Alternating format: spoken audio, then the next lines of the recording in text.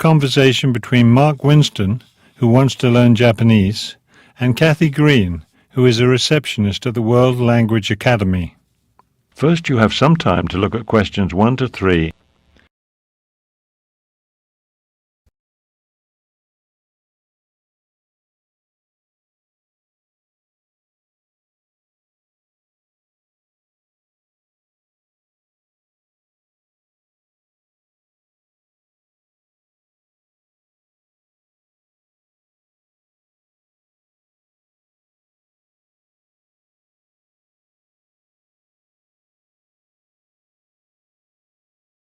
You will see that there is an example which has been done for you. On this occasion only, the conversation relating to this will be played first. Good morning. May I help you? Yes, I'm Mark Winston, and Oh, excuse me, Mr. Winston. World Language Academy. This is Kathy Green. May I help you? No, this is a private language school, not a travel agency. No problem at all. Goodbye. I'm sorry, Mr. Winston. Now may I help you? Yes, I hope you can. I'd like to sign up now for a Japanese class next week. The man says he'd like to sign up now, which means register today for a language class. The number 2 has been written in the blank. You should answer the questions as you listen, because you will not hear the recording a second time. Listen carefully and answer questions 1 to 3. Good morning. May I help you? Yes, I'm Mark Winston, and Oh, excuse me, Mr. Winston. World Language Academy. This is Kathy Green. May I help you? No, this is a private language school, not a travel agency. No problem at all. Goodbye. I'm sorry, Mr. Winston. Now may I help you? Yes, I hope you can. I'd like to sign up now for a Japanese class next week. Classes start next week, and we have lots of Japanese classes to choose from. Have you studied Japanese before? No, I haven't. I'm a beginner. I'm planning to visit Japan next summer, so I want to learn a bit of the language. That's great. Japan is a wonderful place to visit. I spent a month in Tokyo last year, actually, and I even climbed Mount Fujiyama. Really? That's too much activity for me. I'm just planning to visit Tokyo. I think I'll find plenty to do there. You certainly will. All right, then, let me tell you a bit about our classes. They're all taught by native speakers, and they're all specialists in their field.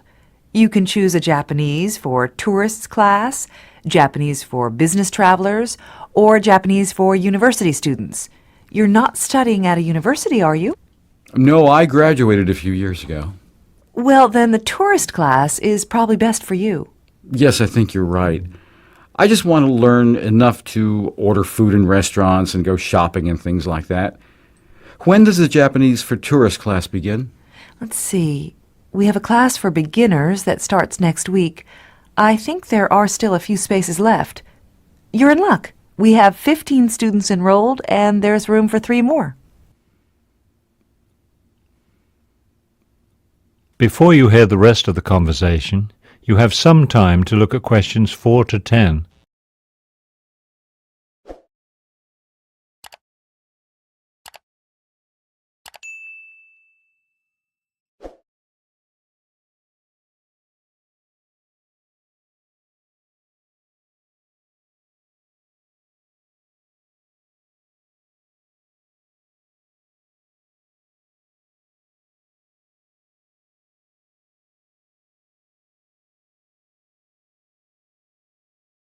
Now listen and answer questions 4 to 10. When does that class meet? Every Monday, Wednesday, and Thursday from 5:30 until 7:30. That's a bit early for me. I work until 6. Don't you have a class that starts later in the evening? No, not for beginners. Let's see. We have an afternoon class on Monday, Wednesday, and Thursday from 1 to 3. Oh, but that's an intermediate class. What about mornings? We have a beginner's class that meets 5 days a week, Monday through Friday from 9 a.m. until 10 a.m. Could you do that? No, I work all day. I only have evenings and weekends free. The advanced class is Tuesday and Thursday from 7:30 to 9:30, but you've never studied Japanese before, have you? No, I don't know anything about it. Well, we have a beginner's class on Saturday from 9 in the morning until 2 in the afternoon. 9 until 2, that's a long class. We also have private tutors. Actually, I usually recommend private tutors because they give you individualized attention. You're the only student in the class, so the tutor teaches you according to your specific needs. It really is the best way to learn a language. It sounds great. I'd learn a lot that way, wouldn't I? You really would. And it's very convenient. You can arrange to meet with your tutor at whatever time suits you. Fantastic. How do I sign up? Well, how many hours a week do you want to study? We usually recommend 3 to 5 hours a week for a minimum of 4 weeks. Okay, I'll start with 3 hours a week. Great. You can send us a check to cover the first week of classes, or you can pay now by credit card. 3 hours of private classes comes out to $300, plus a $25 registration fee. $300? That's $100 a class. And it's certainly worth it. You'll be studying with a native speaker of Japanese, and all our tutors are professionally trained in the latest teaching methods. You'll be getting the best instruction money can buy. But $100 a class, that's over $1,000 for a month of classes. I'm sorry, but I just can't do that. Then take the Saturday class. It's only $300 a month, and it's small. There will be only 4 or 5 students in it. Great, I'll take that class. Can I pay by check? Yes. Just bring your check to the first class. See you next Saturday at 9 o'clock. That is the end of section 1. You now have half a minute to check your answers.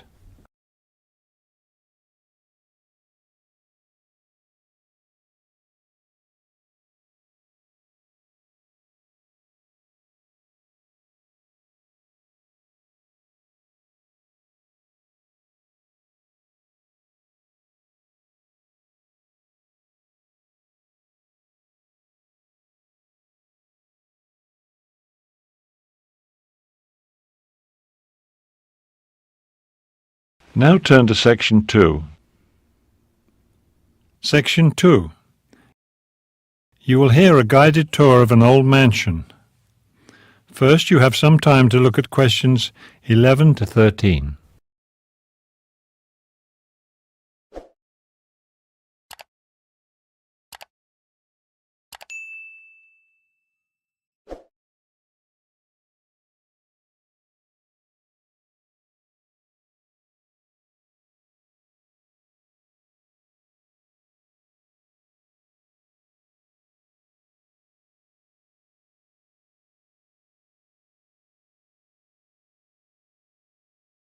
As you listen to the first part of the talk, answer questions 11 to 13. Good afternoon. My name is Barbara Wilson, and I will be your guide for today's tour of Sumner Mansion.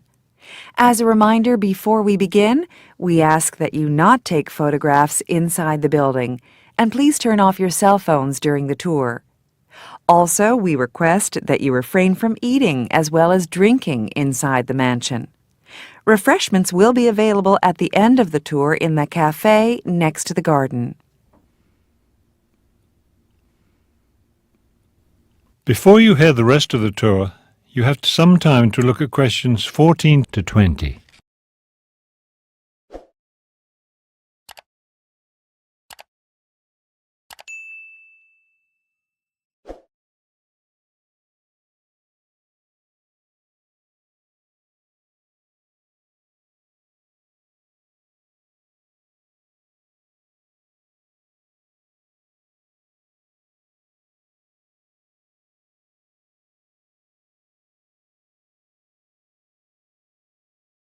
Now listen and answer questions 14 to 20. Now to begin, here we are at the main entrance. You will notice the elaborate Italian frieze installed by the original owner when the mansion was built in 1810. To the left of the entrance is the main living room. This was used by the Sumner family for entertaining guests, particularly for their tea parties. They were famous for the tea parties that they gave in this room. Here on display, you can see the elegant chinaware they used for their parties. There are several sets of china imported from abroad. Let's go over to the other side now. This room to the right of the main entrance is the dining room. Of course, the family meals were served here, but the most interesting thing about this room is the art. The Sumners collected a lot of art, and some of the finest pieces of their art collection are displayed in this room. On that wall opposite, you can see a large painting of a garden. Mr. Sumner bought that on a trip to China in 1825. You will also notice several smaller pieces of Chinese art, as well as some portraits of the family. Behind the mansion are the famous Sumner Gardens. Right now you can see a spectacular display of roses. The tea roses are especially nice, and there are many other varieties of roses as well. The guided tour will not continue into the garden. You can enjoy it on your own. Don't forget to stop in at the cafe before you go home for some tasty hot or cold tea and pastries.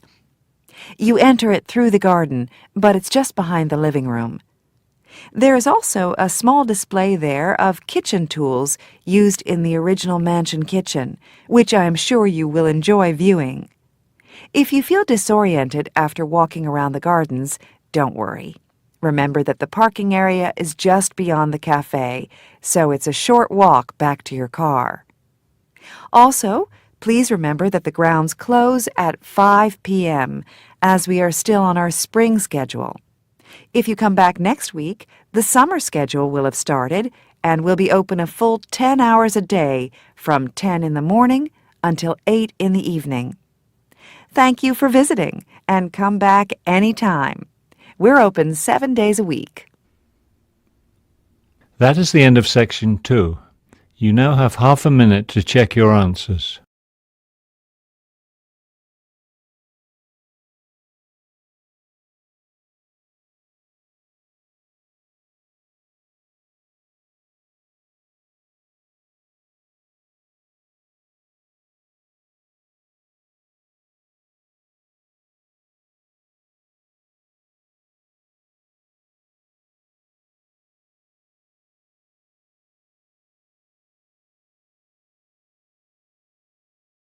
Now turn to section 3. Section 3. You will hear a panel discussion between the panel moderator and two panelists, Dr. Karen Akers and Dr. Fred Williams, both transportation consultants. In the first part of the discussion, they are talking about the future of public transportation. First, you will have some time to look at questions 21 to 26.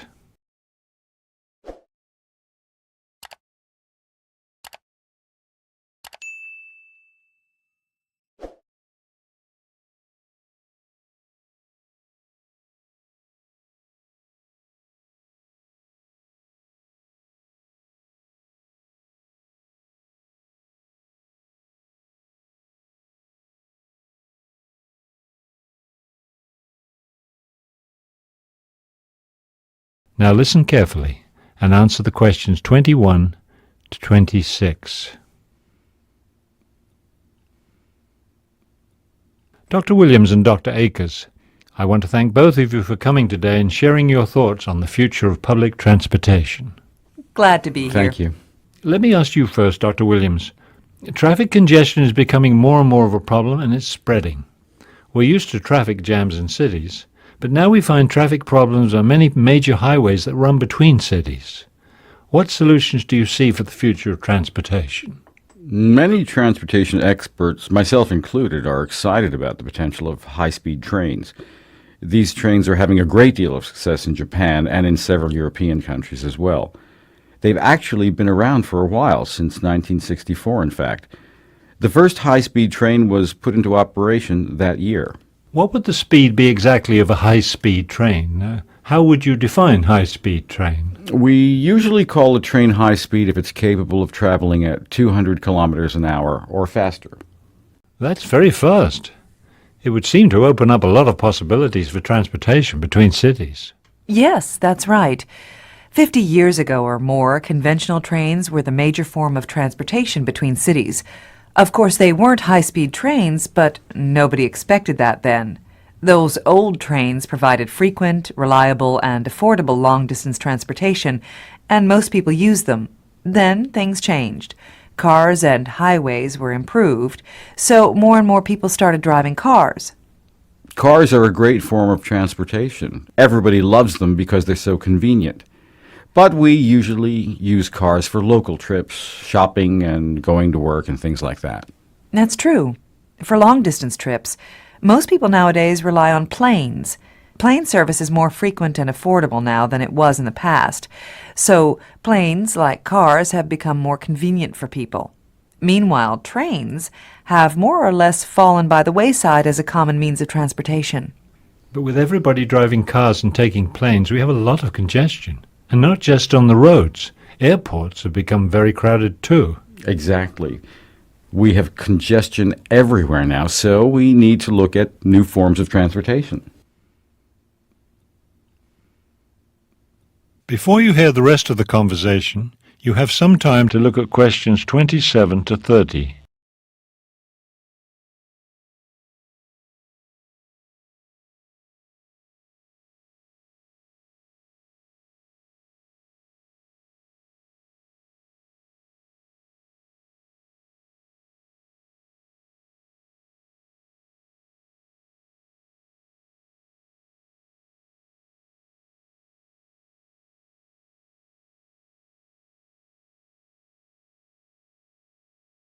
Now listen and answer questions 27 to 30.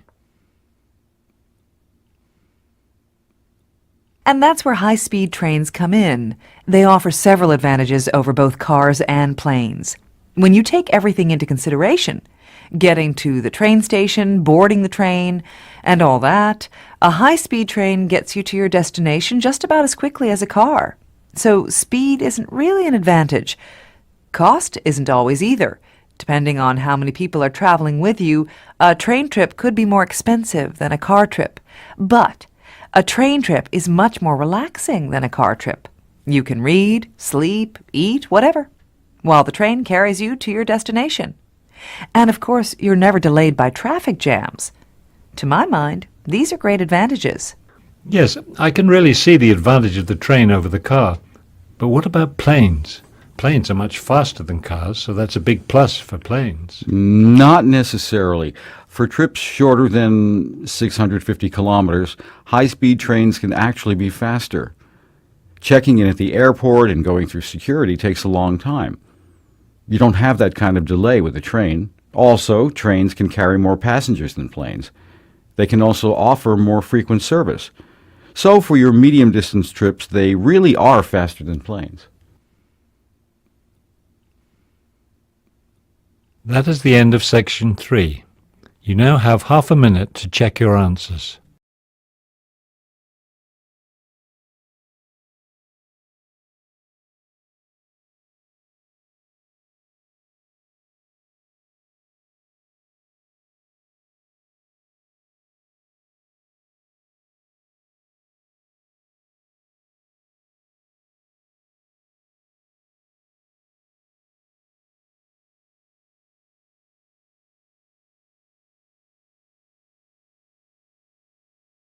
Now turn to section 4. Section 4. You will hear a lecture on Albert Einstein. First, you have some time to look at questions 31 to 40.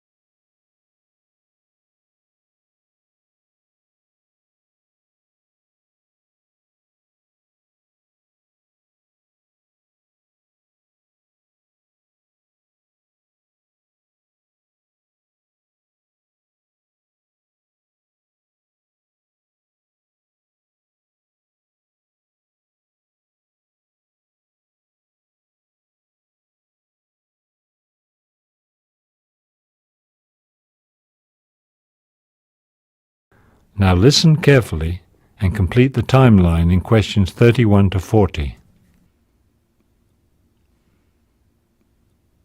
Today, I want to talk about the early life of a man whose name is synonymous with genius, Albert Einstein. He's well known, of course, for his work in physics, especially his theory of relativity.